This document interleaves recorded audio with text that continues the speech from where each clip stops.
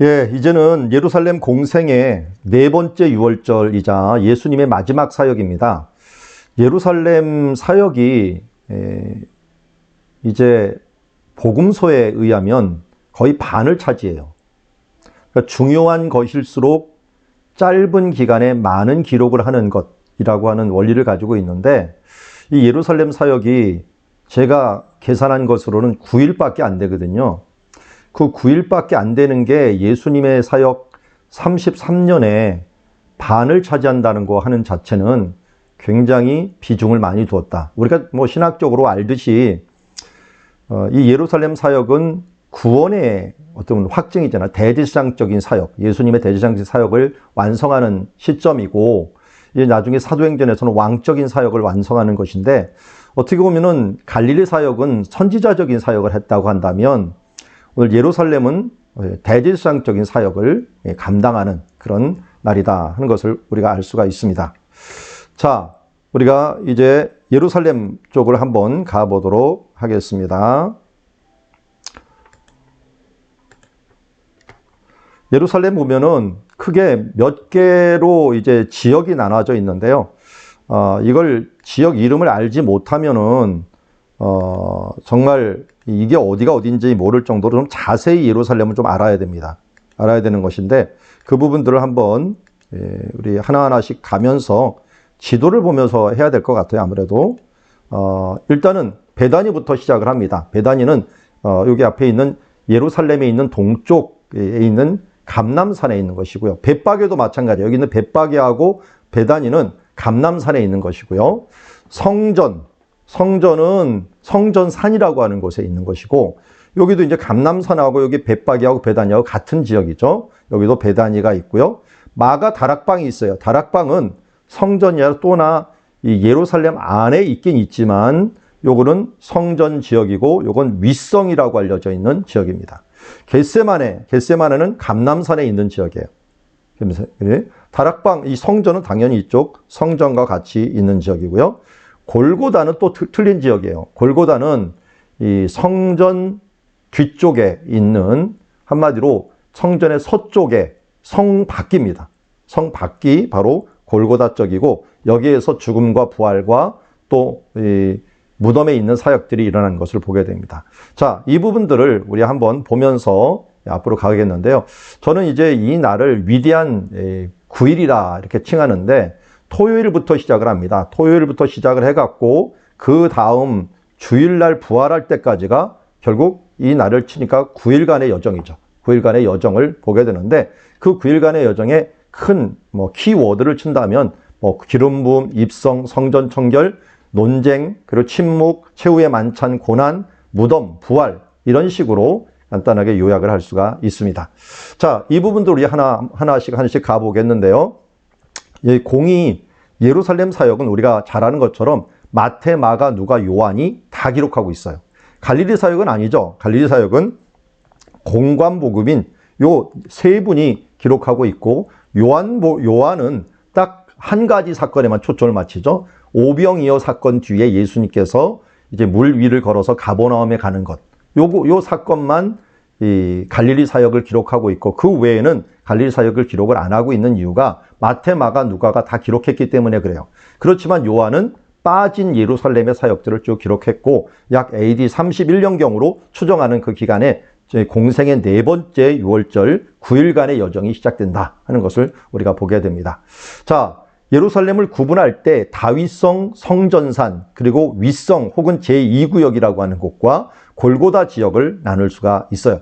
그러니까 그냥 이렇게 예루살렘을 본다면 이 예루살렘 성 안에서 안에 있는 성전 안에 있는 것들은 요 지역이에요. 요렇게 지역은 성 안에 있는 거고, 골고다 지역은 성 밖에 있는 지역에 해당한다. 그걸 이제 지도로 조금 이따 볼 것이고요.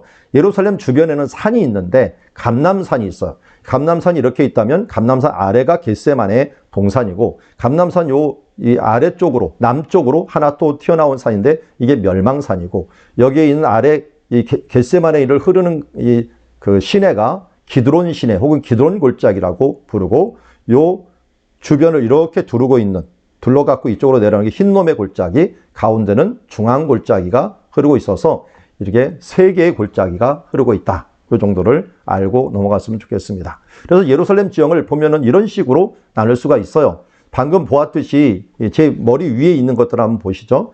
1이 이게 다윗성이에요. 다윗성이고 2가 성전산이에요. 성전산. 그러니까 1번은 이게 다윗만 차지했던 곳이고요. 이쪽 2번은 솔로몬이 성전을 지은 곳이에요. 이 3번은 히스기야 왕이 윗성을 크게 둘러갖고 성을 크게 만든 거죠. 그리고 나서 이 골고다는 성문 밖이었어요. 성문 밖이었는데 이 부분을 축 먹어 죽은 헤롯이 예수님이 죽으신 뒤에 이 외곽성을 쌓은 적이 있어요. 쌓자마자 무너졌기 때문에 이건 그냥 성 밖이다. 이렇게 생각을 하면 되겠습니다. 단지 현재 그러면 예루살렘은 어떻게 되어 있느냐? 현재 예루살렘은 이쪽으로 이렇게 예루살렘이 둘러버렸어요. 이렇게 두르는 바람에 이쪽 윗성 일부도 빠져버리고 이 예루살렘 밑에도 다윗성도 빠져버렸어요. 골고다가 차라리 포함되어 있었죠. 그래서 현재 것을 보고서 옛날 것을 상상하면 안 된다 하는 걸 우리가 기억을 해야 될 것이고요. 자, 이걸 감람산이 있는 곳이 동쪽이거든요. 동쪽에서 쳐다본 모양을 보면 세 개의 골짜기가 있다 그랬죠. 기드론 골짜기가 바로 감람산 아래를 흐르게 되고 그 다음에 이쪽 서쪽 면에서 남쪽으로 흘러 들어오는 게 기드론 이 흰놈의 골짜기고 원래 풀네임은 흰놈의 아들들의 골짜기입니다. 흰놈의 아들들의 골짜기라고 부르고 이제 여기는 이름이 뭐 여러 가지겠어요. 타이페론이라고 하는 이 골짜기, 치즈 골짜기라고도 이름을 부르기도 하고 그냥 중앙에 흐르니까 중앙 골짜기라도 하고 그런데 성경에 이 지역을 가다가 이 지역 다윗성 아래지역을 막데스라고 불렀어요. 그러니까 저는 그냥 막데스 골짜기라도 부릅니다. 이 막데스가 마크테시라고 부르면서 분지라고 하는 표현, 쑥 들어가 있는 지역이다. 이런 표현도 있습니다. 어쨌든 중앙에 있는 골짜기. 그래서 맨 처음에는 이 중앙 골짜기하고 기드론 골짜기 사이에 있는 요 백꽃 모양에 있는 예루살렘만 성이었죠. 왜냐면 여기 기온샘이 나오니까. 여기에 성전산, 이게 모리아산이죠. 모리아산이 있는 것을 연결한 게 있는 다리처럼 연결해 놓고 여기를 보완한 것을 우리는 오벨이라고 부릅니다. 오벨을 높이 쌓았다는 걸 성전과 이 다윗성을 연결한 작업을 하는 거예요. 그래서 성전산 모리아산과 이것을 연결해 갖고 왕국 시대 때 오래 살다가 히스기야, 아수르가 쳐들어온다는 말을 듣고 히스기야가 성을 넓게 만들었죠. 이렇게 넓게 만들어서 이쪽을 제2구역 혹은 이 윗성이다 이름을 부리는 것을 보게 됩니다. 그래서 여기 보면 여기 제가 그래서 기드론 시내라고 하는 말을 열왕기하 23장에 쓰기도 하고요.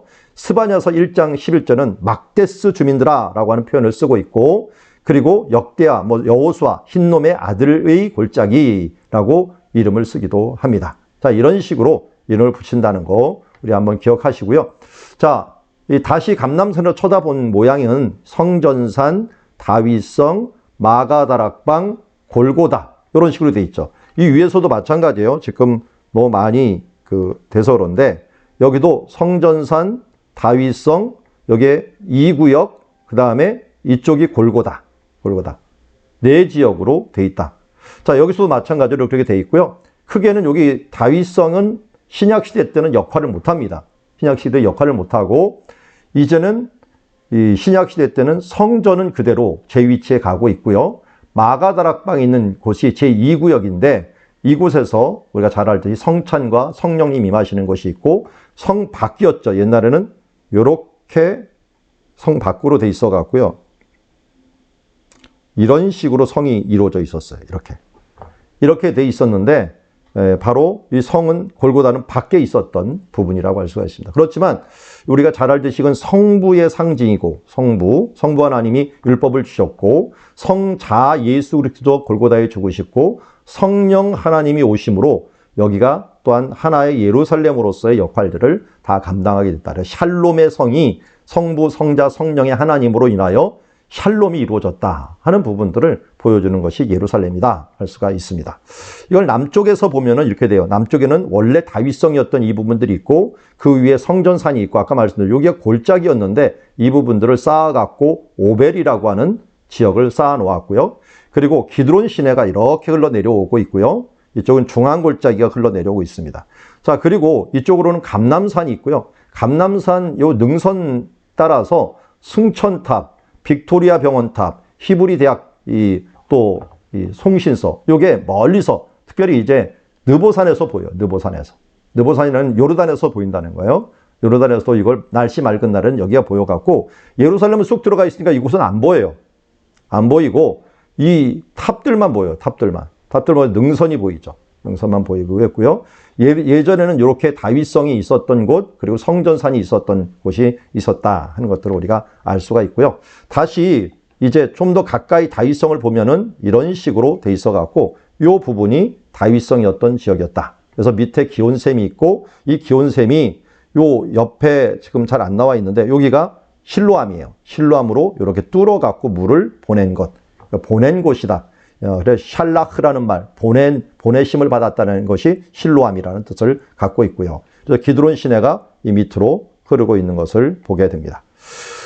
자, 수로가 이제 상수도 시설이 굉장히 중요하죠. 방금 말한 것처럼 기온샘이 밖에 있는 거를 갖다가 적들이 쳐들어오면은 성벽이 이렇게 둘러서 있잖아요. 성벽이 이렇게 둘러서 있고 옛날에는 성벽이 이렇게 둘렀어요. 이렇게 둘렀는데 이 히스기야가 성벽을 이렇게 두른 거야. 그래서 물을 이 실로암을 이 안에다가 두고 물을 이렇게 삐뚤빼뚤해 갖고 여기다 와 갖고 여기다 해놓은 겁니다.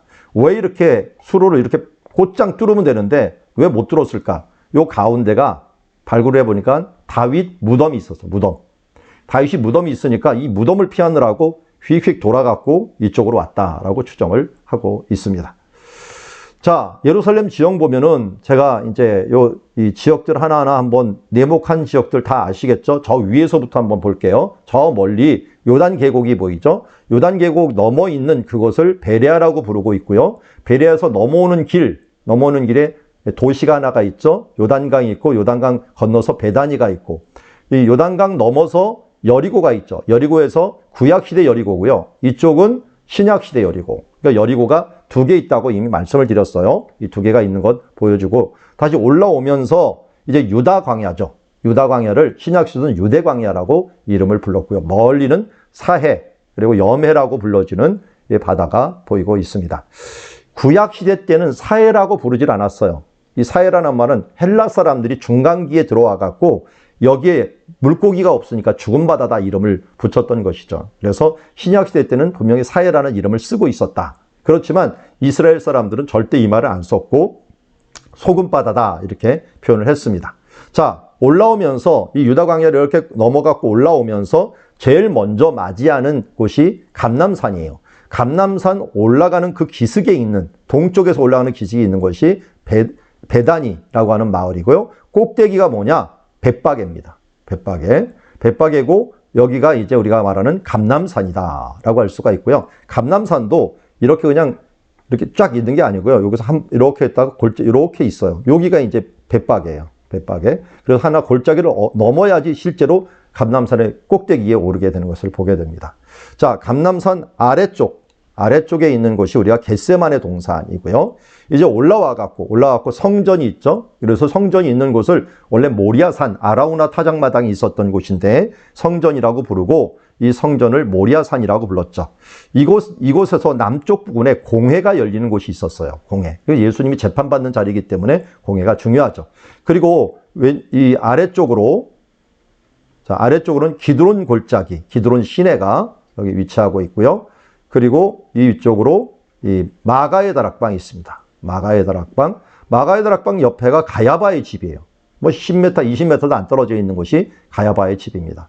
자, 그리고 헤롯의 안티파스 궁전이 있어요. 여기 보면 헤롯 궁전이 있고 안티파스라고 하는 왕의 궁전이 따로 있어요.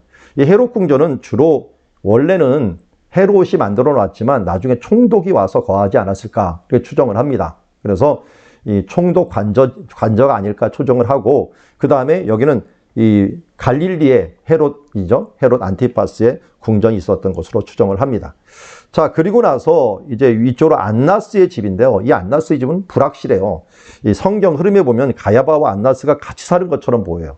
같이 사는 것처럼 보이는데 제가 왜 여기다가 했냐면 고고학 발굴하다 보니까 여기에 대제사장 집이 하나 발견됐어요. 너무 멋있는 저택이 하나 발견됐는데 이 대제사장 집이 아니고는 그 해석할 수 없는 너무 멋있는 집이 발견이 된 거예요. 그것도 신약시대 때 집이. 그런데 원래 전통상으로는 이쪽에 가야바의 집이 있다고 보거든요. 뭐 이 거리가 뭐 1, 20m 안 되기 때문에 뭐 그렇게 큰 상관은 없겠지만 어쨌든 두 개의 대제사장 집이 있어갖고 하나는 안나스, 하나는 가야바라고 이를 부르게 된 겁니다. 여러분, 안나스는 언제 대제사장이었죠? 이 세례 요한이 세례를 주기 시작할 때 맨 처음에 세례를 줄 때 안나스가 제사장이었다가 예수님이 이제 십자가에 못 박히려고 할 때는 가야바가 이제 다스리고 있었던 모습을 보게 됩니다. 자, 그리고 나서 이제 요 위에 안토니아 요새라고 하는 곳, 안토니아 요새라는 곳이 이제 나중에 빌라도가 여기서 예수님을 재판한 장소로서 알려져 있는 게 성전에서 가장 취약한 지점이 북쪽이에요. 이쪽이 북쪽인데 그래서 요새를 하나 만들어 놓고 북쪽을 방어하고 있었다 하는 것을 알 수가 있고요.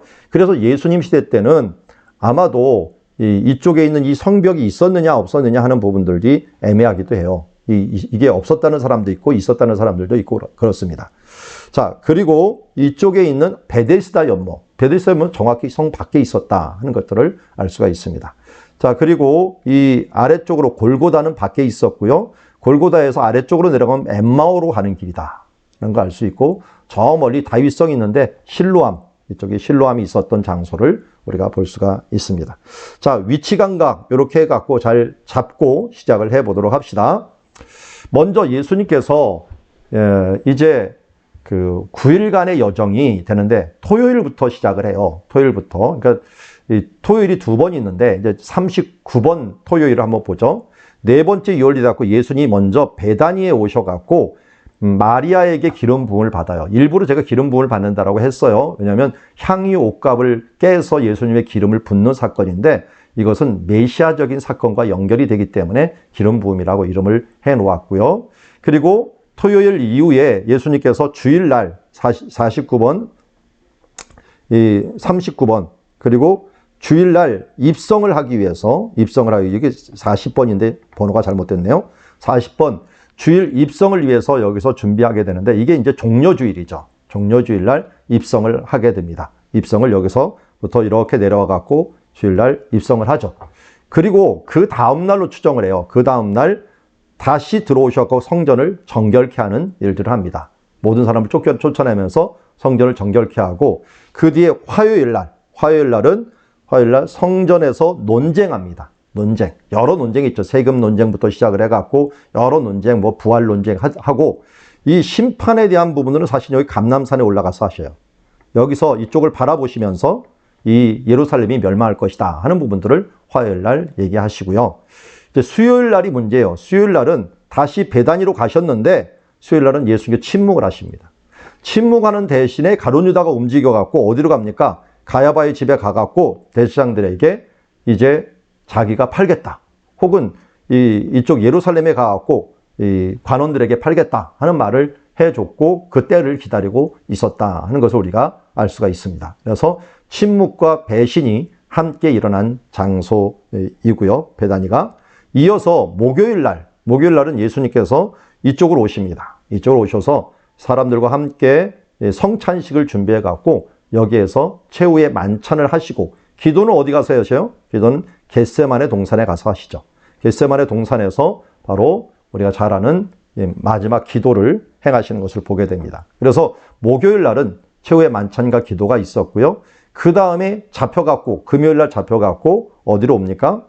금요일 날 잡혀서 이제 이쪽에 고난을 받기 위해서 이쪽 가야바의 집을 맨 처음에는 안나스의 집을 거치죠. 나중에 이제 더 자세하게 보겠지만 잡혀갖고 안나스의 집을 거쳐서 가야바의 집을 들렸다가 여기서 공회 쪽으로 가갖고 재판을 받고 이쪽 빌라도한테 잡혀갔다가 빌라도가 누구한테 보냅니까? 이쪽 헤롯한테 잠시 보내죠. 다시 돌아옵니다. 들어와서 여기서 사형 선고를 받고 이제 골고다를 지나갔고 예수님께서 이곳에서 고난받고 골고다에 죽으시고 여기서 무덤에 계시다가 이제 부활하시는 사건이 예수님의 사건이다. 이렇게 볼 수가 있습니다. 자, 이 부분들을 우리 갈릴리 지도 외우듯이 이 부분들 뭐 9일간의 여정이니까요. 9장소만 우리가 알면 되니까 이 부분들을 반드시 외워야겠죠. 왜냐하면 예수님의 공생의 사역을 요약한다면 갈릴리 사역과 그리고 또 하나는 예루살렘 사역이거든요. 그러니까 이 갈릴리의 지도하고 예루살렘 지도는 우리가 확실하게 외워둬야만이 이 부분들을 알 수가 있습니다. 자, 그것을 한번 제가 구글어스라고 하는 도구를 통해 갖고 한번 보여드리도록 할게요. 이제 잘 외웠는가 한번 보면은 이렇게 됩니다. 여기 이제 골고다도 있고 여러 지역들이 있는데요. 먼저 겟세마네 한번 가볼게요. 자, 겟세마네. 여기서부터 한번 시작을 하겠습니다. 여기 이제 감람산이 있는 데니까요. 감람산이 있는 데니까 여기 좀 숙여 갖고 Shift 키 누르고 이렇게 잡아 당기면은 이렇게 3D 모양이 좀 보입니다. 보이고요. 여기에서 맨 처음에 오신 곳이 벳바게죠. 벳바게. 벳바게가 딱 봐도 이쪽에 있는 광야 쪽에 첫 번째 올라오는 도시예요. 그러니까 예수님께서 어디서부터 올라오십니까? 저 밑에 그 여리고부터 올라오시죠. 여리고부터. 이쪽에 있는 여리고부터 올라오시는데 신약시대 여리고부터 올라오시는 거예요. 그러니까 여기에 있는 이 베다니까지 한 몇 킬로 되는가 한번 볼까요? 자, 이쪽에서 베단이라는 곳을 한번 찍고 직선거리만 볼게요. 직선거리만 신약시대 여리고 쪽으로 왔죠. 그러니까 17km. 17km 정도. 직선거리니까 이거 산을 올라오는 거리니까요. 여기에 딱 대면은 이 신약시대 여리고가 제가 고도가 어디 정도인가? 고도가 마이너스 170이죠. 제 이쪽 오른쪽 보세요. 여기 보면은 마이너스 170 나오죠. 170 정도 나오고 고도 나오죠. 그리고 벳바게 쪽으로 한번 가볼까요? 벳바게 쪽에 가면은 고도가 얼마 나오나 한번 봅시다. 뭐 17.78km 밖에 안 되더라도 뭐 18km 정도 되는 거죠. 여기다 베다니에 딱 되면은 고도를 한번 제 이쪽 화면 보세요. 660m 되죠. 660m. 660m 되기 때문에 결국은 뭐 170에서 660 가니까 마이너스 180이죠. 그러니까 뭐 마이너스 170, 60 다 빼면은 결국 600m 올라간 게 아니라 700m로 올라온 거죠. 여러분 700m면 대관령입니다. 대관령이기 때문에 이게 제법 많이 올라가는 거리예요. 이것도 광야길을 올라와야기 때문에 쉽지 않은 거리입니다. 이 길을 올라왔다. 예수님이 올라오자마자 그러니까 이 베단이라고 하는 장소는 순례자들이 갈릴리의 순례자들이 올라오면서 제일 먼저 만나는 빈민촌이에요. 빈민촌. 여기에 광야다 보니까 여기 살지 못하니까 밀려갖고 이쪽으로 밀려온 사람들입니다. 여기 베다니가 이제 그런 집이 있고요. 베다니 제가 이제 집은 곳이 베다니 나사로의 집에다 일단 집어놨어요. 뭐 그것까지 다 살필 수는 없고요. 여기서 이제 좀 방향을 돌릴게요. 이 위에 N자를 보시면 북쪽과 이런 방향을 볼 수가 있어요. 이게 어떻게 움직이는가? 이제는 서쪽 방향으로 이렇게 보겠습니다. 예루살렘이 있는 서쪽 방향. 이렇게 보면은, 자, 베다니가 있고, 이 위쪽으로 이제 감람산 쪽으로 올라가면 되는 거예요. 올라가고, 여기서 예루살렘 가려면 이쪽으로 올라가야 되겠죠? 예루살렘 가는 쪽. 자, 이쪽이 아니라 예루살렘 성 쪽으로 가는 길을 가보겠습니다. 이쪽으로 쭉 따라서 올라가면은 여기네요. 여기 보면은 벳바게 있는 데가 나오죠. 벳바게가 나와요. 여기가 정상이 하나 있고 한번 쏙 내려갔다가 다시 올라가요. 이쪽에서. 다시 올라가면 이쪽에 승천탑이 있는 곳이 이 부분이 승천탑이 있는 곳이에요. 승천돔이 있고 승천탑이 있는 곳. 그러니까 이 정도면은 고도를 제가 다시 한번 볼게요. 800m가 넘어가죠. 807m. 이렇게 됩니다.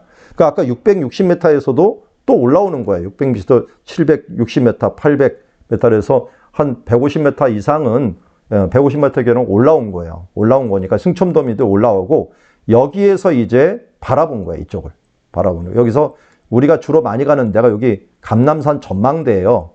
성지순례 가면은 여기 무덤들이거든요. 다 무덤들이고 여기서 쳐다보는 거예요. 이쪽에 쳐다보고 있고 이제 이쪽에서 내려가는 길은 사실은 이쪽 길로 내려가죠. 여기 무덤 옆으로 있는 이쪽으로 내려가게 되는데, 내려가다 보면은 이제 이쪽에 눈물교회가 있고 이쪽에 막달라 마리아는 3D로 만들어줬네요.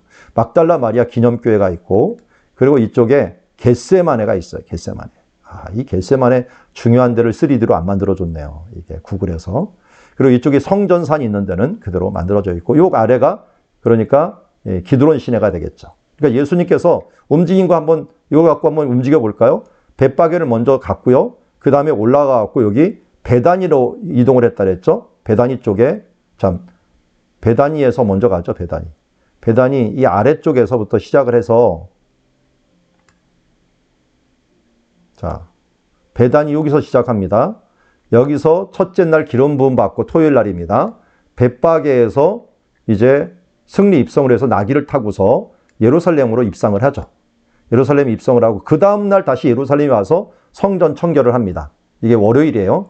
화요일 날 여기 논쟁을 하죠. 예수님께서 여기 앞에서 논쟁을 하고 어디로 가십니까? 감람산으로 가셔갖고 감람산 이곳에서 서셔갖고 이걸 바라보면서 무너질 것이다 라고 예측을 하죠. 아마 뭐 눈물교회 이 정도에 와갖고 이 얘기했을 가능성이 높습니다. 그게 이제 화요일 날이고, 수요일 날은 예수님께서 이곳 베다니로 오셔갖고 주로 베다니에 많이 계셨어요. 베다니에 워낙 대접을 잘해주니까 이곳에서 수요일 날 계시는 중에 이때 몰래 빠져온 이 가룟 유다가 성전에 있는 공회에 있는 대제사장에게 갔거나 아니면 이쪽에 있는 이 가야바의 집에 가갖고 얘기를 했든지 하여튼 배신을 하게 됩니다. 목요일 날은 예수님께 제자들에게 사람을 보내갖고 여기 실로암이 있거든요. 실로암에서 물을 뜨는 사람 떠갖고 가는 남자 하나를 따라가라 해갖고 따라갔어요. 따라갔더니 어디로 올라가느냐? 여기 있는 마가의 다락방 쪽으로 올라갑니다. 마가의 다락방 있는 곳은 다행히 이렇게 3D로 만들어 놨습니다. 마가의 다락방이 있는 곳에 가갖고 여기에서 성찬식을 한 거죠. 성찬식을 하고 그 밤에 어디로 갔습니까? 여기서 길을 따라서 쭉 내려가다 보면은 겟세마네 쪽으로 간 거죠. 여기 있는 겟세마네 동산이라고 하는 이쪽으로 가셔갖고 여기서 이제 기도를 하시고 잡히게 되죠. 잡혀갖고 어디로 갑니까? 마가의 다락방 바로 옆에 있는 가야바의 집으로 갑니다. 가야바의 집. 여기가 마가의 다락방인데 요 옆에 요 부분이 가야바의 집이에요. 가야바의 집. 가야 집에 잡혀가갖고 여기서 뭐 이 재판을 1차적으로 받고 성전산 요 서쪽 면에 있는 공회에서 재판을 받고 어디로 넘겨주냐면 이 옆에 요 모서리가 요 부분이 이 안토니아 요새 있었던 곳이에요.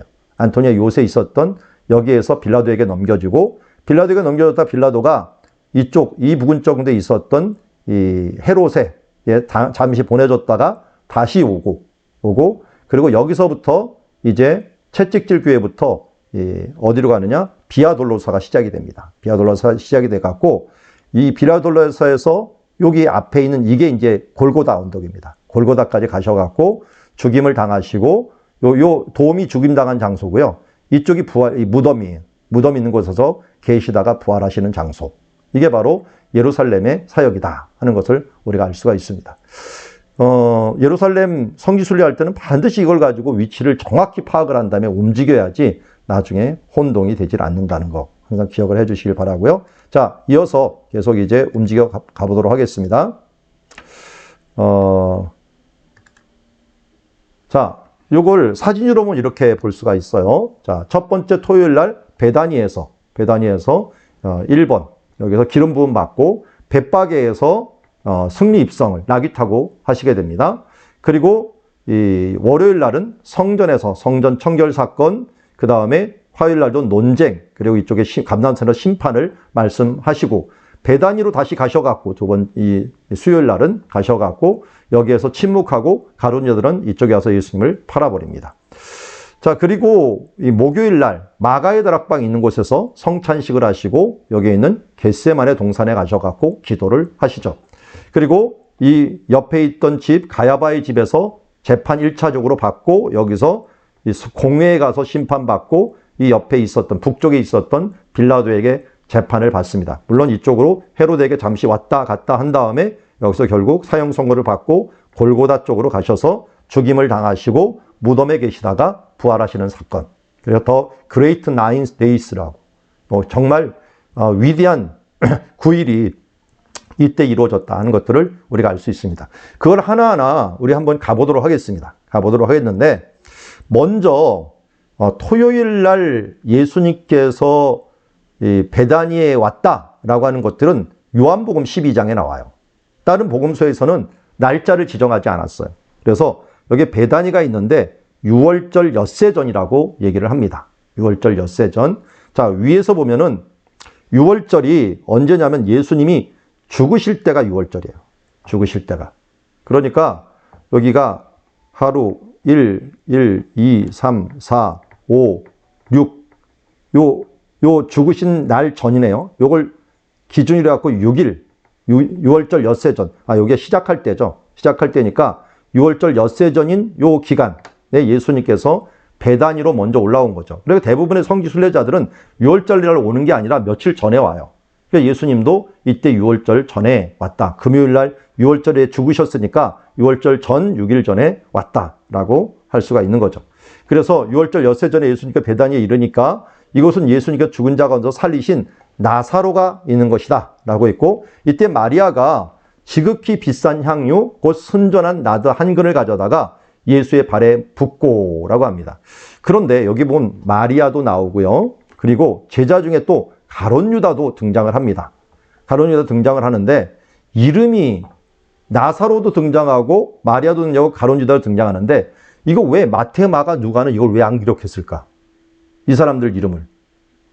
기름 부음은 있었는데 왜 이름을 기록하지 않았을까 하는 것들은 대부분 학자를 동의하는 것은 이때 나사로도 죽고 마리아도 죽고 가룟 유다 없었다. 왜? 요한복음을 거의 요한이 마지막에 썼기 때문에 그가 거의 100살 됐으니까 등장인물들이 다 죽은 상태예요. 그러니까 얼마든지 죽은 사람들은 자유롭게 기록할 수가 있었던 거예요. 그들에게 피해가 가지 않으니까요.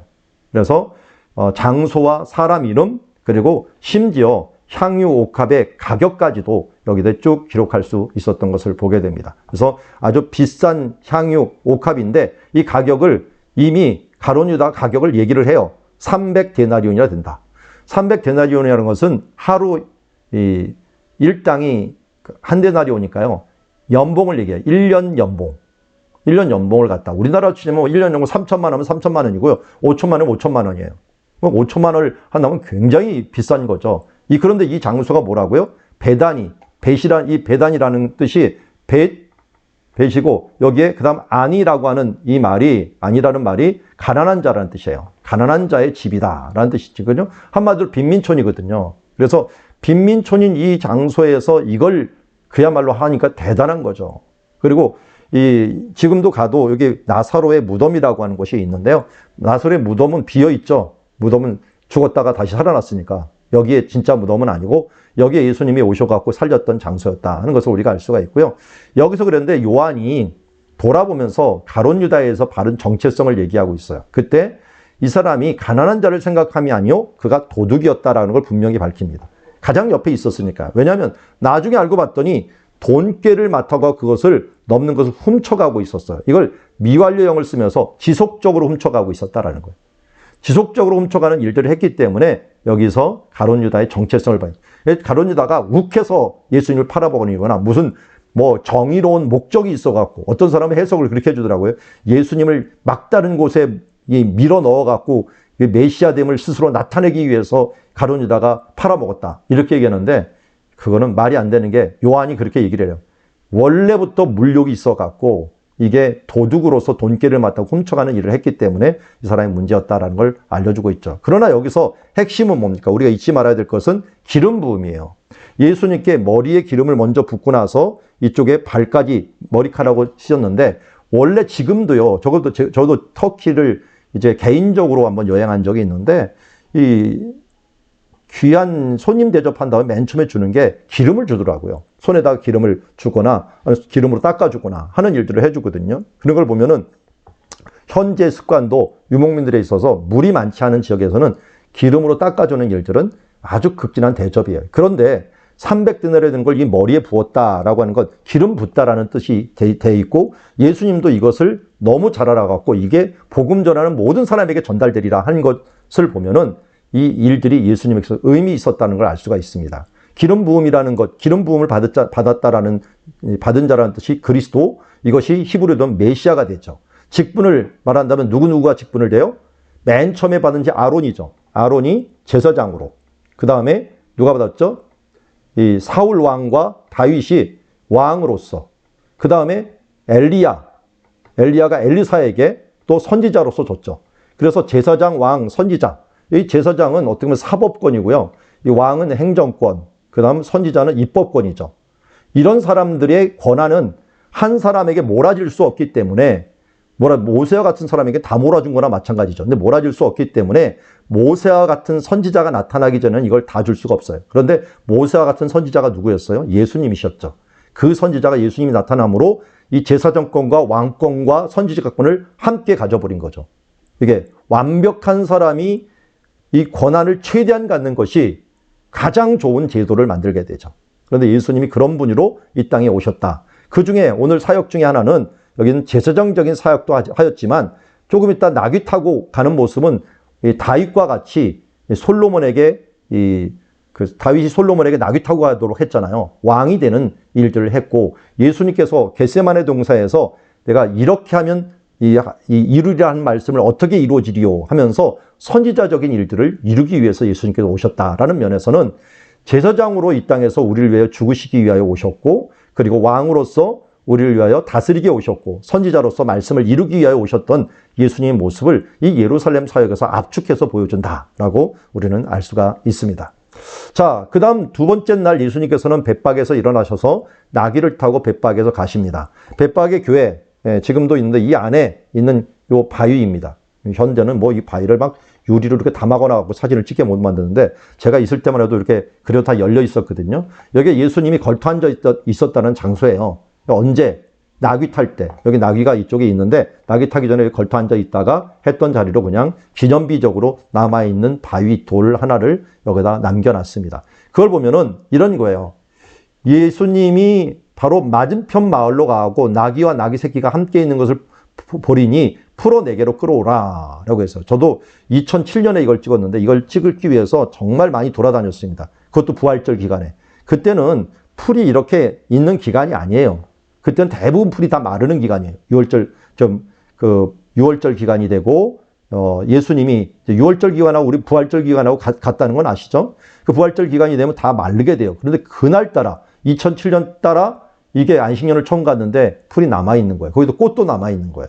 거기다가 정말 돌아다니다가 이 어린 나귀를 만나게 해주셔가지고 정말 하나님께 감사하고 영광 들렸던 적이 있는데요. 이걸 찍느라고 열심히 찍다 보니까 제가 옆에 있는 거 못 찍었는데 나중에 보니까 어미 나귀도 있었다는 걸 제가 잊어버리고 왔어요. 근데 사진에는 찍힌 거예요. 사진에 찍히면서 이 말이 이루어진 거예요. 매인 나귀와 나귀 새끼가 있다는 거를 제가 동시에 찍게 되어갖고 이것도 성전이 있는 이곳 그리고 풀도 마르지 않은 꽃도 있는 이런 시절에 하나님께 찍게 하셨고 너무 감사하고요. 아마 이건 지금 찍을래도 못 찍을 겁니다. 이런 날씨에 이런 시기에 이런 모양이 참 하나님께서 주신 큰 축복이었다 하는 생각을 지금도 가지고 있습니다. 이때 제가 가졌던 마음을 아직도 잊지를 못해요. 하나님은 나의 하나님이시구나 하는 사진 하나 가지고 참 감격을 했던 그런 시간이 생각이 납니다. 자, 방금 보았던 벳박의 교회 들어가면 앞에 이런 그림이 그려져 있어요. 그림이 그려갖고 나귀를 타고 가는 모습이고요. 그리고 제가 거기 물어봤어요. 거기 있는 수도사한테 이 사람은 왜 이렇게 그냥 뭐 귀신놀이 하냐? 뭘 다 뒤집어 쓰고 있는데 이게 뭐냐 그랬더니 이 사람이 그러더라고요. 이거 펴려고 지금 자기 이렇게 있는 상황이라고. 이렇게 펴기 전에 쑥 자기가 뒤집어 쓴 상태라고. 그래서 피려고 하는 사람, 여기 종려나무 가지고 흔드는 사람, 이런 사람을 통해 갖고 예수님이 오시는데 이 나귀 타는 것들이 상징이 왕이다, 왕. 그래서 사람들이 자기도 모르게 주의 이름으로 오시는 왕이요 라고 하면서 평화라는 말, 이게 평화가 샬롬이잖아요. 샬롬이라는 이름을 가진 사람이 솔로몬이잖아요. 실로모 해갖고 그의 평안이라는 뜻인데요. 그래서 실로몬이라고 해서 평안이라는 말인데 샬롬이라는 말을 가졌는데 바로 예수님께서 평화의 왕으로 이 땅에 오셨다라는 것을 알 수가 있고요. 현대에도 종료주일만 되면은 이렇게 행진을 합니다. 우리나라 사람도 여기 극성스러운 사람들이 좀 와갖고 종료주일날 막 이 악기 치면서 모든 나라 사람들이 다 와요. 기독교인들 중에 다 와갖고 가는데 얼마나 사람들이 많은지 시작 전부터 끝까지 줄이 안 끊어져요. 제가 보기에는 2km, 3km는 될 것 같은데, 끊어지지 않고 사람들이 계속 갈 정도로 참 대단하게 가면서, 이거 한 번씩 일생에 한 번 가볼만 해요. 찬양도 이때 진짜 같이 해보고, 기독교인들이 유일하게 개신교인들이 힘쓰는 날, 이때는 이제 천주교인하고 기독교인도 합세를 합니다. 합세해갖고 같이 막 찬양하는 그런 모습들을 보게 됩니다.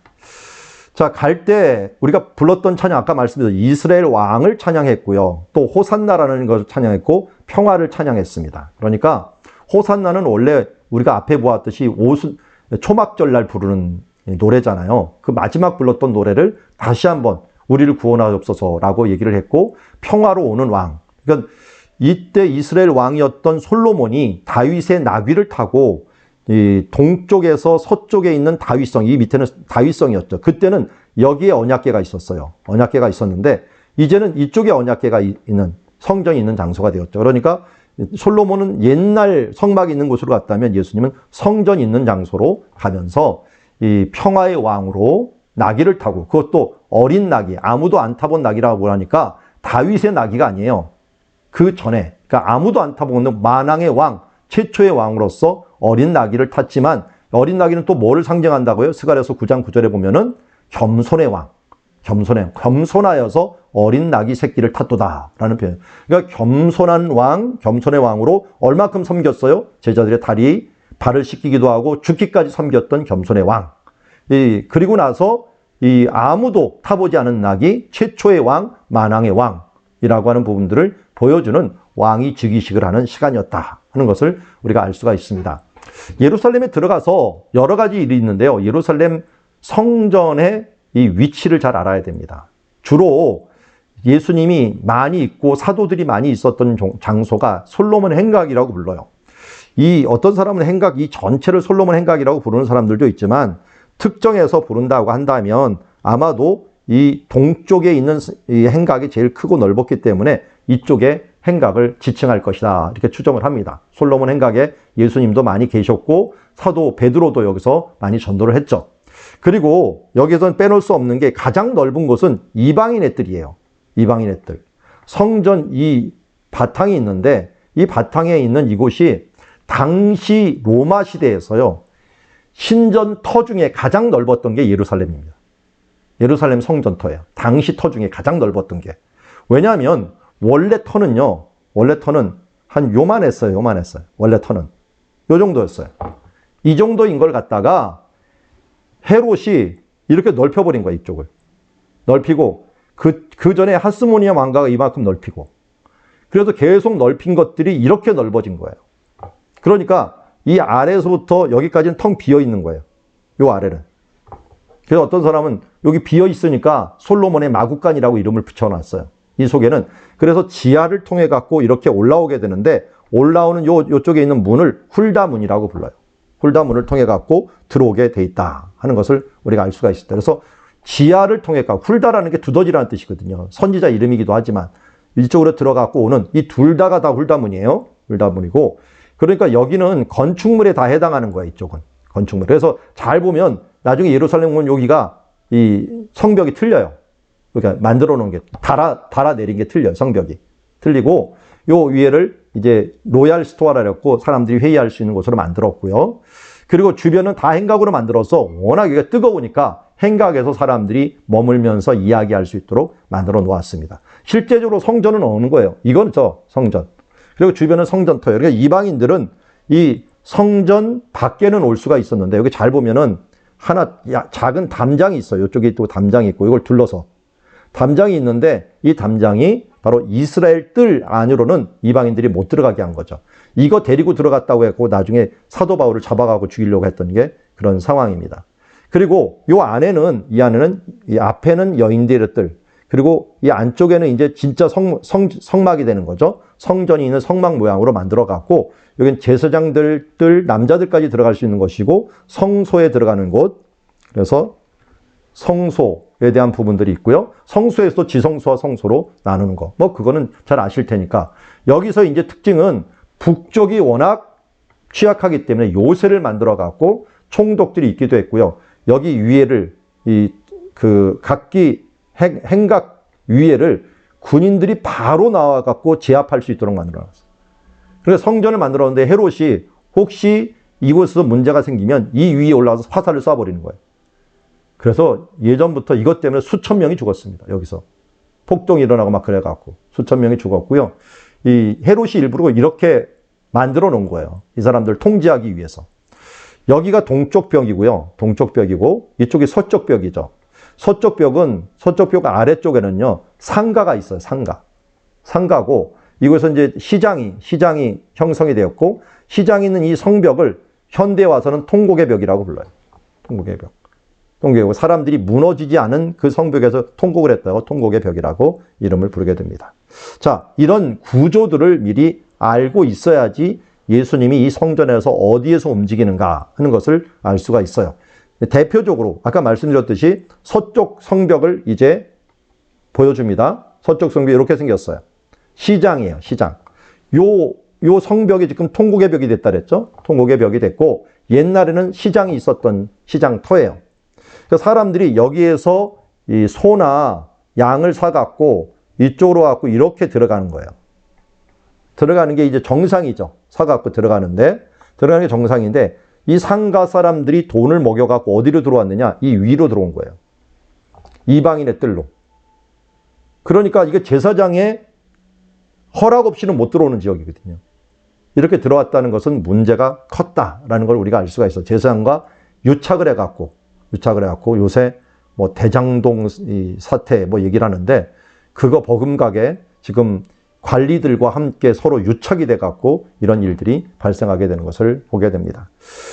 자, 그리고 나서 이제 예수님께서 이들을 쫓아내면서 뭐라 그럽니까? 내 집은 기도하는 집이라 하였거늘 너희는 강도의 소굴로 만들었도다 하면서 선지자의 말을 인용해갖고 이 성전은 기도하는 집이다. 예배라는 걸 기도로 요약을 했죠. 예배가 뭡니까? 소통이죠, 하나님과. 예배가 하나님께 찬양을 통해서 기도를 통해서 하나님께 올려드리고 하나님의 말씀을 우리가 받고 해서 소통하는 시간이거든요. 그런데 기도도 마찬가지예요. 기도 요약하면 내가 말씀드리고 또 내가 묵상하면서 하나님의 말씀을 받고 하는 것이기 때문에 예배의 요약을 기도로 여기서 했고요. 이 부분들을 자기의 이익의 도구로 만들어버린 거, 강도의 소굴로 만들어버린 거죠. 실로가 망한 이유가 뭡니까? 실로가 망한 이유가 바로 우리가 잘 아는 대로 이런 하나님의 예배를 멸시함으로 홈리와 비느하스가 예배를 멸시함으로 그가 멸망을 했잖아요. 여기도 마찬가지로 이 예루살렘 멸망에 대한 부분도 이렇게 말씀했다. 근데 어떤 사람은 이게 예수님이 공생의 끝에 한 번 했다는 사람이 있고요. 처음에도 있었느냐. 요한복음 2장에 보면은 이 부분이 처음에 있었던 것이에요. 어떤 사람은 후에 이 예루살렘에 있었던 이 사건이 전에 있었던 건데 지금 얘기한다 하는데 저는 그렇게 안 보고요. 그냥 2번 있었다. 사람들이 한 3년 지나면요. 똑같이 또 돌아가는 이런 관성의 법칙이 있어요. 그래서 초창기에 한번 쫓아냈는데 또 다시 한번 3년 지나니까 또 똑같이 일어났다 하는 걸로 저는 추정을 하면서 한번 바라보게 됩니다. 자, 이어서 예수님께서 이제 바리새인들과 함께 논쟁의 시간이 가죠. 논쟁의 시간을 가지는데 이 논쟁의 시간들 함께 좀 보겠습니다. 바리새인과 헤롯 당들이 함께 모여갖고 예수님을 책잡기 위해서는 바리새인과 헤롯 당은 완전히 반대 세력이거든요. 반대 세력인데 이들이 예수님을 잡는 데는 하나가 된 것이에요. 그래서 세금 내는 것이 마땅하냐 했더니 예수님께서 가이사의 것은 가이사에게 하나님의 것은 하나님께 바치라. 뭐 요새 말하면 믿음대로 하라는 거죠. 한마디로. 믿음대로 내가 바쳐라 라고 하는 뜻이 있고요. 그리고 이들과 함께 논쟁을 하면서 현명한 대답으로 그들을 뭐 아무 말 못하게 만들었던 뭐 여러 가지 논쟁이 있죠. 우리가 잘 아는 것처럼 권위의 논쟁, 세금 논쟁, 부활 논쟁. 부활 논쟁 여기 누구 얘기하려고 하는 거냐면 다말이죠. 다말이 부활 논쟁의 한 예죠. 왜냐면 다말이 첫째 아들하고 결혼했는데 자식이 없어 죽어요. 두 번째 아들인데 죽었어요. 세 번째 아들 해야 되는데 안 줘요. 그러니까 누구하고 했어요? 시아버지하고 한 거예요. 유다하고. 근데 그게 원래 차례예요. 자식들 다 죽으면 그 다음 시아버지 차례예요. 그렇게라도 어떻게든지 계대 결혼을 하는데 그럼 누구의 부인이 될 것이냐라고 했는데 이때 예수님께서 너희가 성경을 크게 오해했다. 아브라함의 하나님, 이삭의 하나님, 야곱의 하나님이시다 라고 하는 부분들을 말씀했던 것을 보게 됩니다.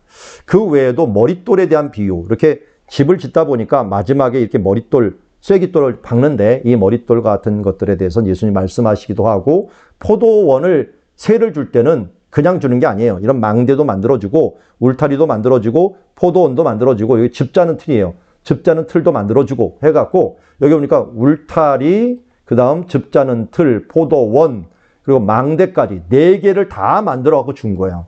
그러니까 이 포도 농부들은 뭐만 하는 거예요? 농사만 하고서 그냥 주면 되는데 이것이 자기 것이냐? 이게 인간이라는 거죠. 사람이 하나님께서 다 만들어갖고 주셨건만 우리가 자기 것인 양 주인 생사를 하고 하나님같이 되려고 하는 부분들을 한 예로서 보여주고 있고요. 또 무화과나무 비유를 배우라 그랬는데 무화과나무 그 가지가 연하여지고 잎사귀를 내면 어떻게 해요? 여름이 오는 것들을 너희가 아는 것처럼 이와 같이 너희도 이 모든 일을 보든 인자가 가까이 오는 줄 알라 하면서 마지막 마태복음 24장의 심판에 대한 부분들을 이야기할 때 그 무화과나무 잎사귀 보입니까? 연해지고 여기 열매가 이렇게 맺히죠. 열매가 맺히는 부분들을 보게 됩니다. 그래서 무화과는 몇 번 열매를 맺는데요. 맨 처음에 잎사귀 날 때 열매 맺는 게 있고요. 또 이제 여름 정도 돼갖고 또 한 번 열매 맺는 부분들이 있어요. 몇 번은 맺히는데 우리나라 같은 경우도 토종 무화과 같은 경우는 10월 달에 나와요. 현재 10월 달에 나오는데 부산 같은 데나 이쪽 서해안 쪽은 지금 무화과 나오는 게 제일 맛있는 무화과, 토종 무화과라 그러더라고. 파란색 겉에 돼 있고 속에가 빨간 거. 그게 맛있는 무화과가 나옵니다. 저도 우리 교회 앞에 무화과를 심었는데 지금 열매 이제 막 익고 있더라고요. 지금. 자, 그리고 예수님께서 뭐 다니엘서는 화 있을진저 말씀하는데 옷단술 얘기를 하죠. 그러니까 예수님께서 말씀하실 때 경문띠를 넓게 하며 옷술을 길게 하는 사람들을 얘기하는데 일단 옷술은 우리가 알듯이 옷술이 그 찢짓이라고 하는 율법을 상징하는 민수기 15장에 나오는 말씀이고요. 그리고 여기 경문이라고 하는 것들은 사람들이 테필린이라고 해갖고 여기 기도할 때 여기다가 차고 이마에다 차는 부분인데 요 부분을 아마 넓게 했던 것 같아요. 여기 옛날에 이렇게 톡 튀어나오지 않고 약간 납작했었는데 이 부분들을 넓게 만들어 갖고 자기가 경건한 사람이다 하는 것들을 여기다 널쩍하게 붙인 거죠. 이쪽에다가 널쩍하게 붙여갖고 이쪽이네요. 널쩍하게 붙여갖고 기도를 하게 되는 그런 여기다도 이렇게 널쩍하게 붙여갖고 이마와 손에 붙여갖고 기도하는 사람들 이런 것들이 그들 외식하는 것들에 대해서 예수님께서 어떻게 보면 비난을 하셨고 그다음 시장과 아고라에서 문안받는 것들 좋아하는 사람들 아고라가 지금 여긴 데살로니가에서 지금 찍은 건데요. 이 아고라가 굉장히 크죠. 이런 문화들이 지금 이스라엘에서 있었기 때문에 여기서 자랑하려고 하는 기도하려고 하는 사람들에 대해서 화 있을진저 얘기했고 마태복음 23장 27절에서는 화 있을진저 하면서 재앙을 얘기하면서 서기관과 바리새인들이 회칠한 무덤과 같다. 무덤이 이렇게 문이 닫으면 이 썩은 것들을 있다가 되면 여기다 회를 칠해놔요. 그래서 썩은 냄새가 안 나가도록. 회칠한 무덤 몸에 썩은 냄새가 있는구나. 또 이렇게 평토정한 무덤이 있어요. 무덤들이 있는데 이게 좀 낮다 보니까 사람들이 그냥 여기서 앉을 수도 있고 그냥 여기를 밟고 갈 수도 있어요. 그러니까 명절이 되면은요. 이쪽 평토정한 무덤에다가는 반드시 회를 위에다 칠해놔야 돼요. 왜냐면 여기는 무덤이다 하는 걸 알려줘야 돼요. 그래서 사람들이 밟고 가거나 왜냐면 명절 가는데 부정해지면 안 되죠. 무덤을 닿으면 부정해지니까 부정해지지 말도록 이렇게 해놓은 것을 보게 됩니다. 그러면서 회칠한 무덤 같다는 것은 뭐예요? 내가 아름답게 보이나 그 안에는 죽은 사람의 뼈와 더러운 것이 가득한 그런 삶들을 살고 있다라고 말씀하시는 것이라 할 수 있죠. 자, 그리고 회당의 높은 자리와 잔치 윗자리를 좋아하는 사람들이라는데 회당에서 제일 좋은 자리는 요 가운데 있는 이 자리예요. 여기서 서로 뺏기 시합하거나 아니면 식사 자리에서도 있거나 여기 모세 자리라고 해갖고 회당 여기 들어오는 요 자리에 있는데 이런 게 앉기를 좋아하고 이런 사람들에 대해서 그들에게 이 경고를 하는 말씀을 보게 됩니다.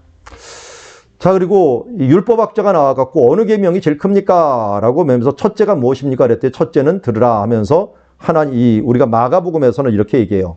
6장 4절, 신명기 6장 4절부터 이야기를 하고 있어요. 다른 데는 5절만 얘기를 하거든요. 5절만 얘기하는데 여기 마가는 이것까지 쉐마 이스라엘 아도나이 엘로헤inu 아도나이 에카드라고 하면서 이 부분들을 이야기하고 그 다음 얘기합니다. 그래서 첫째 되는 계명은 하나님을 사랑하는 것이다. 그런데 어떻게 사랑하라고요? 여기 보니까 마음을 다하고 뜻을 다하고 힘을 다하여. 그래서 여기서는 마음을 다하고 목숨을 다하고 뜻을 다하고 힘을 다하여 네 개를 만들었어요. 왜 그러냐면 이 뜻이라는 이 단어가 네페시라고 하는 단어예요. 네페시. 제가 필기체가 자꾸만 나와갖고 히브리어는 이렇게 필기체로 이렇게 나와요. 네페시라는 단어인데 이 네페시라는 거는 생명이거든요. 근데 생명, 호흡을 얘기하는데 목숨이라고도 번역할 수 있고 뜻도 번역해요. 그러니까 두 개를 이렇게 번역을 더해 놓은 거예요.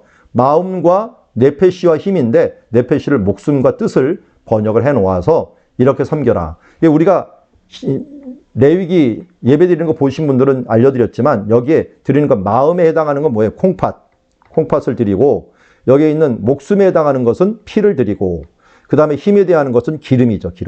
기름을 드리죠. 그래서 예배할 때 요 세 가지를 화목제나 속죄제 때 드리게 되는데 이렇게 전심으로 하나님을 사랑하라라는 거죠. 그게 바로 제일 큰 계명이다. 그리고 이와 같이 내 이웃을 내 몸과 같이 사랑하라는 것이 두 번째 계명이다라고 말씀했고요. 그 외에도 이제 헌금하는 사람들, 이 가난한 과부가 두 렙도는데 헌금하는 장소가 어디 있느냐? 여인들의 뜰이 있어요. 여인들의 뜰. 요 장소, 요런 기둥에다가 이렇게 달려져 있어요. 달려져 있는 여기다가 헌금을 하게 되는데 헌금을 하는 요 자리에서 부자들은 많은 돈을 넣고 여기는 두 렙돈을 넣는다라고 했는데 한 렙돈이 거의 800원 정도밖에 안 돼요.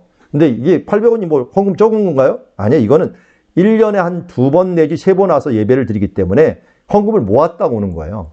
모았다 오는데 이것밖에 못 모았다는 것은 굉장히 적은 거죠. 여러분 거의 뭐 3, 4개월 헌금인데 이것밖에 못 모았으니까요. 굉장히 적은 건데 이 부분들에서 그런데 예수님은 뭐예요? 그가 그 전 재산을 드린 것이다 라고 말하면서 그의 정성, 상대적이다 하는 부분들을 우리에게 말씀해 주셨다는 걸 알 수가 있습니다. 자, 그리고 성전에서 나가셔서 화요일 날 이제 심판에 대한 부분들 얘기하죠. 제자들이 뭡니까? 성전을 보셔서 이 돌들이 어떠하며 이 건물이 어떠합니까? 라고 했는데 실제로 이 예수님 시대 때 이 성전이 로마 당시에선 최고의 성전이었으니까요. 이 금으로서도 만들어 놓고 최고의 성전이니까 다른 로마인들도 인정을 할 정도로 예루살렘 성은 최고로 만들었습니다. 그 중에 하나가 이런 돌이에요. 바닥에 있는 돌들. 이런 돌들을 보면요. 한 돌은 700톤에 해당하는 돌이 있어요. 700톤. 한 돌 하나가. 밑에 받침이. 그러니까 얼마나 든든하게 지었는지를 알아요. 그렇게 지어갖고 든든하게 지어놓으니까 흔들리지 않고 지금도 이 위에 있는 이 자질구레한 이 돌은 현대에 지은 거고요. 이 밑에 튼튼한 돌은 헤롯 시대 때 만들어 놓은 거예요.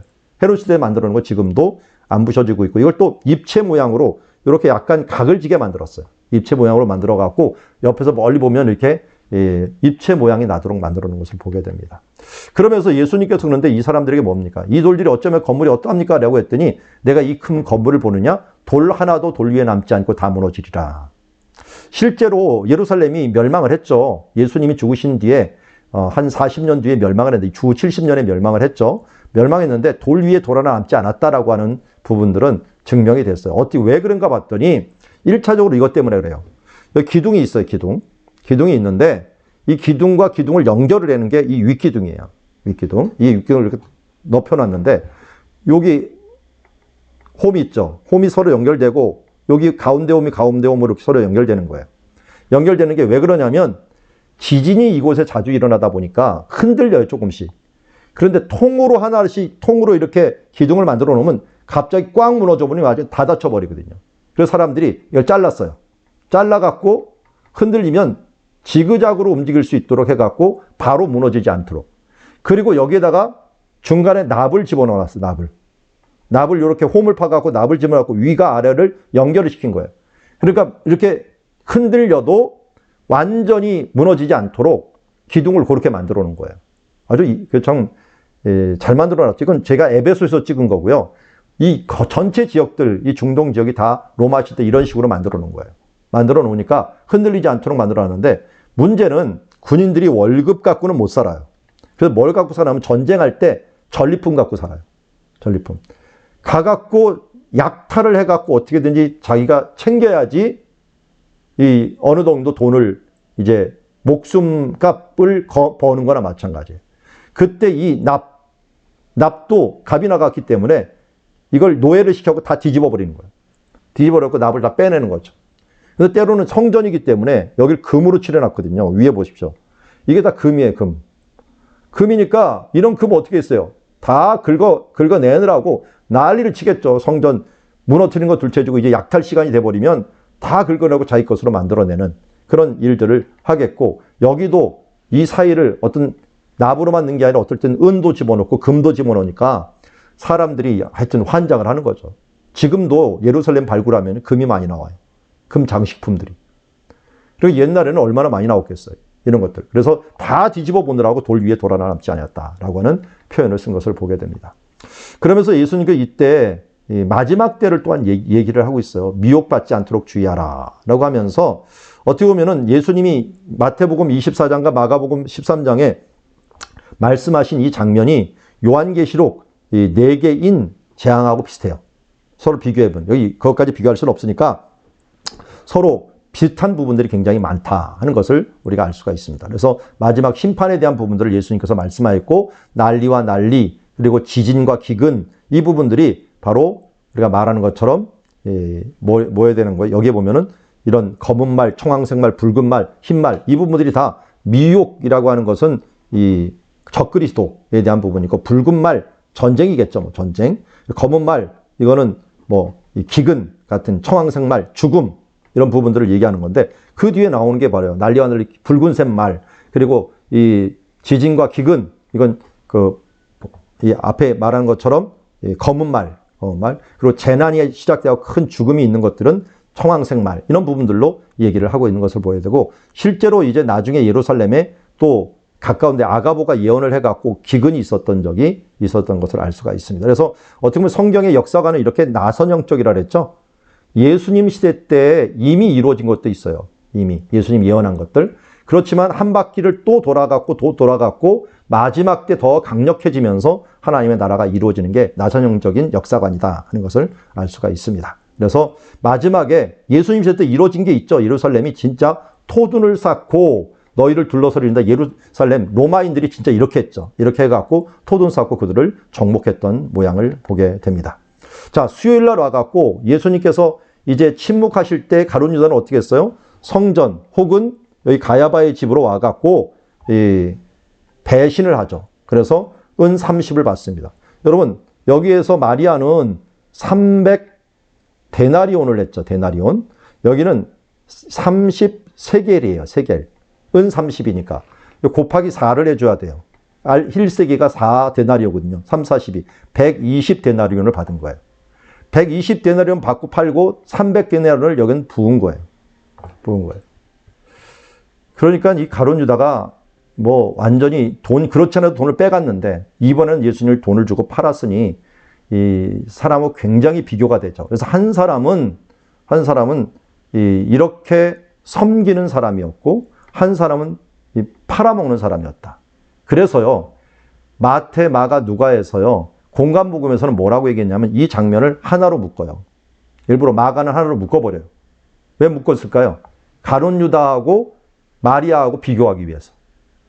요한은 정확하게 이거는 토요일날 일어난 일이야. 6월절 엿새 전에 일어난 일이고, 이것은 수요일날 일어난 일이야 라고 얘기를 하는데, 마태와 마가는 시간 개념이 없이 그걸 묶어버립니다. 한 장소, 이 베다니에서 예수님 침묵하고 있는 기간 동안 이 가룟 유다는 배신하러 갔고, 그 전에 있었던 이 마리아는 그의 모든 전 재산을 들여갖고 예수님을 대접하고 섬겼다 하는 부분들을 한 장소, 우리 계속 말씀드리잖아요. 유대인들은 장소 개념이 중요하죠. 그래서 시간 개념보다는 그 장소에서 무슨 일이 일어났는가 하는 건데, 이 베다니에서 한 사람은 배신하고 한 사람은 섬기고 하는 일들이 일어나는 것을 보게 됩니다. 그래서 요한이 이 부분을 말하면서 분명히 이는 도둑이었다라고 하는 부분들을 알려주고 있고, 은 30을 주고 팝니다. 은 30은 노예 몸값이에요. 모세오경에 보면 노예 한 사람의 남자의 몸값인데 일부러 이만큼 준 거죠. 소에 받아갖고 어떤 소에 바쳐갖고 죽은 종에게 값을 지불하는 게 은 30이거든요. 그런데 예수님을 이렇게 취급하면서 넘겨주는데, 유다는 이 수치스러운 이 가격에 그냥 순응하고 오는 모습을 보게 됩니다. 자, 여기까지 우리 앞에 일을 보았고요. 잠시 쉰 다음에 두 번째 시간 가지도록 하겠습니다.